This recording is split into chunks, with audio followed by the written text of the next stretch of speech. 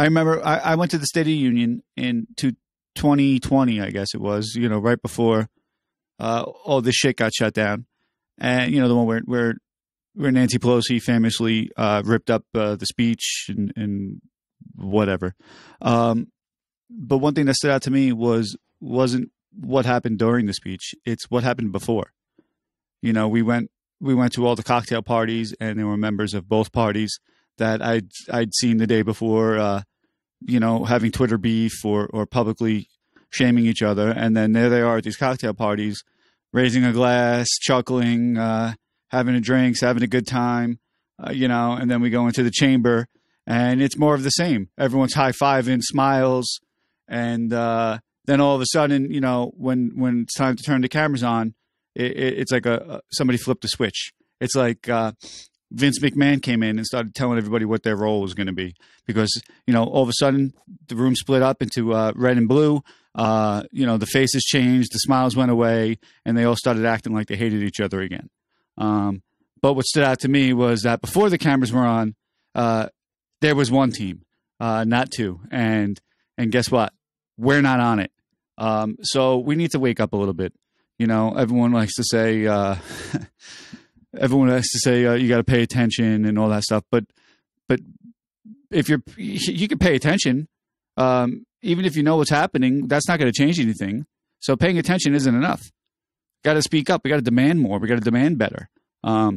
If you want an example of what I'm talking about, look no further than America's mayor hawking $911 autographed 9/11 T-shirts with his fucking radio station.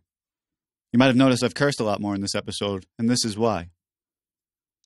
This is a guy who went on TV a week after 9/11 and told the people of New York that the air was safe to breathe, and even mocked us for thinking it wasn't. And when all that uproar was going on with inside our department, and people were saying, well, this is messed up, something's not right. When the fire department is sending inhalers to every member without even seeing a doctor, you just showed up at work, there was a freaking inhaler in your locker. You tell me they didn't know something was going on? And now this guy, after all his disgraceful behavior since then and before then, has the couillons to go out and profit off of what's happening to the 9/11 community. It's a disgrace.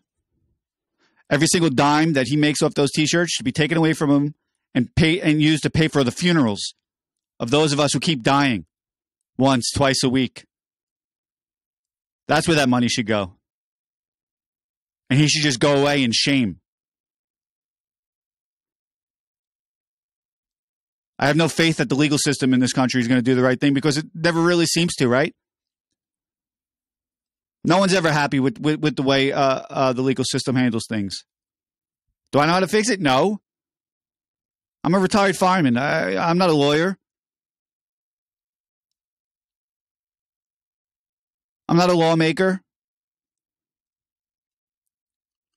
But I could see something's wrong. You could see something's wrong, right? And we allow this to happen. We allow this guy. There's a radio station out there that gives this guy a microphone and lets him talk. And produced these T-shirts for him. WABC produced the T-shirts with his picture on it. And he signed it. As we're dying from cancer, from his lies. Does anyone give a shit?